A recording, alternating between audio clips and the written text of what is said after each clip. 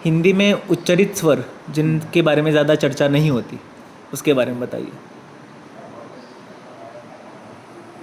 ऐसा है कि हम हिंदी टीचिंग जो भारत में हो रहा है उसमें कुछ बातें ऐसी हैं जिनकी चर्चा बहुत कम हुई है और उसके कई कारण हैं। एक तो कारण ये है कि हिंदी में जितनी रिसर्च होनी चाहिए उतनी हो नहीं पाई है।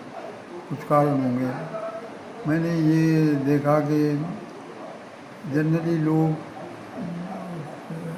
लिखित हिंदी और उच्चरित हिंदी में ठीक से अंतर नहीं कर पाते हैं। और कुछ लोग ऐसा है कि जिनकी मातृभाषा हिंदी नहीं है या किसी की मातृभाषा जो नहीं है उसमें लोग बोलते हैं तो वो जनरली स्पेलिंग प्रोनाउंसिएशन जिसे कह सकते हैं वर्तनी उच्चारण करते हैं। मैं अपनी बात दो उदाहरण से करूँगा। इंग्लिश में जैसे वेडनेसडे लिखा जाता है बुधवार के लिए, लेकिन बोला जाता है वेंसडे। इसी तरह हिंदी में लिखा जाता है वाह, वाह और वाह लिखा जाता है, लेकिन उसका मूल उच्चारण जो है हिंदी में वो है वो। तो होता ये है कि टीचर जो है वो डिफरेंस नहीं कर पाता, वो समझता है जो लिखित है वो है, लेकिन ऐसा नहीं है। वास्तविकता ये है कि वर्तनी मानक वर्तनी एक अलग चीज़ है और मानक उच्चारण अलग बात है। जैसे मैंने इंग्लिश का उदाहरण दिया कि मानक जो स्पेलिंग है इंग्लिश में वो वेडनेसडे ही है, लेकिन जो मानक उच्चारण है वो वेंसडे है। इसी तरह हिंदी में जो है वो ये मानक वर्तनी है वाह और हाई है वो, लेकिन उसका जो मानक उच्चारण है वो है। अब मैं इस बात की चर्चा करूंगा कि जब हम हिंदी पढ़ाते हैं तो हिंदी में जो स्वर बताते हैं वो तो सभी जानते हैं, आ ई ऊ री ए आई ओ औ अंगा ऐसा करके पढ़ाते हैं।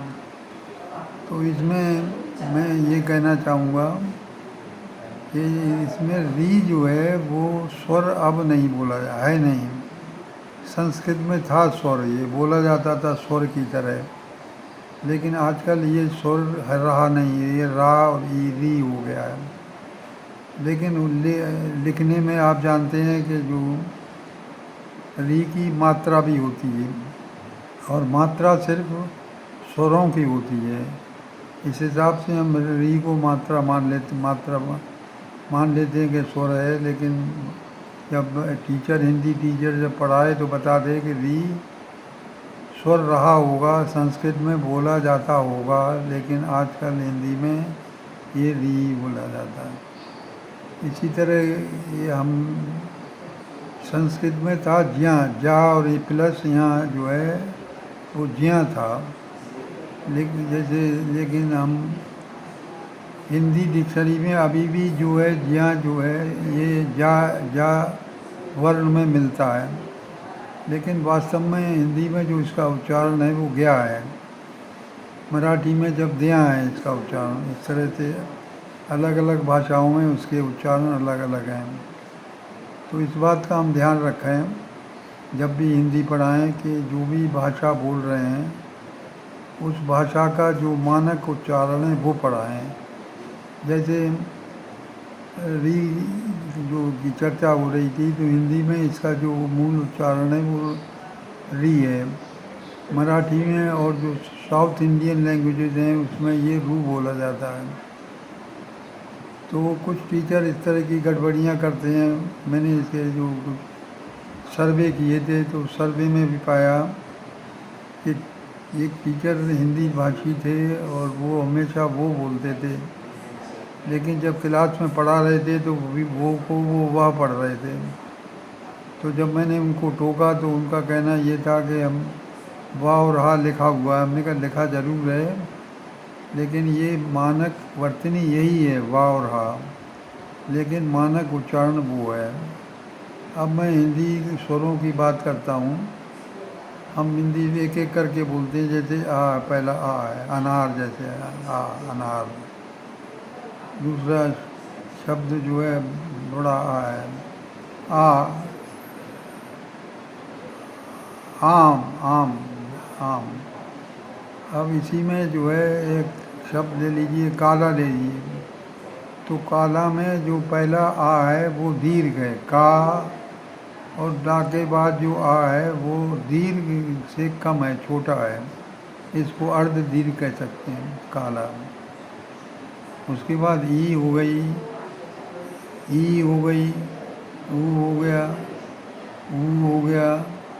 री के बारे में मैंने अभी बता चुका हूँ। उसके बाद जो ए है, ए के भी दो उच्चारण हैं, एक ह्रस्व है और एक दीर्घ है। डॉक्टर धीरेन्द्र वर्मा की किताब है हिंदी भाषा का इतिहास, उन्होंने उसका उदाहरण भी दिया है कि अपदेश के द्वारे सकारे खड़ी। तो इसमें जो ए है वो दीर्घ नहीं है, ए ह्रस्व है।